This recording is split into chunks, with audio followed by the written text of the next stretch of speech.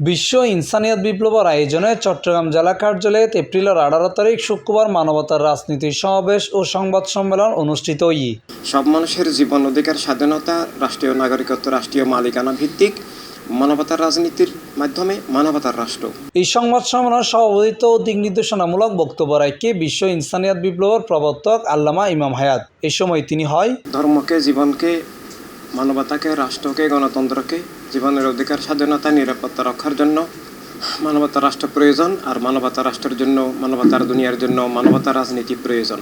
আমরা জনগণের কাছে এই আহ্বান জানাবো, সামনে নির্বাচন আসছে, আমরা রাজনীতি বুঝতে হবে, জীবন বুঝতে হবে।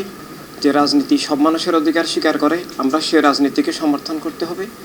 যে রাজনীতি একক ধর্মের নামে বা একক মতবাদের নামে রাষ্ট্রকে একক গোষ্ঠীবাদী করে তোলে, অন্য মানুষের অধিকার স্বাধীনতা হরণ করে, সে রাজনীতিকে বর্জন করতে হবে।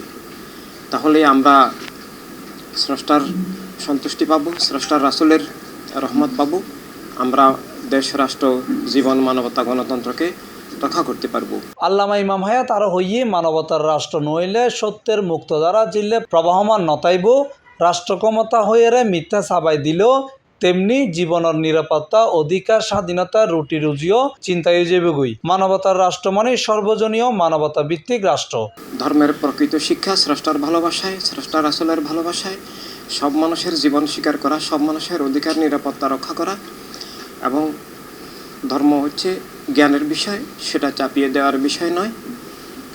এভাবে ধর্মের নামে রাজনৈতিক দল, ধর্মের নামে একটা প্রতারণা, ধর্মের নামে রাষ্ট্র মানি ক্ষমতাসীন গোষ্ঠীর মতবাদকে ধর্মের নামে চাপিয়ে দিয়ে ধর্মের আসল সত্যকে, ধর্মের যে মানবিক ধারা, তা ধ্বংস করে দেয়া।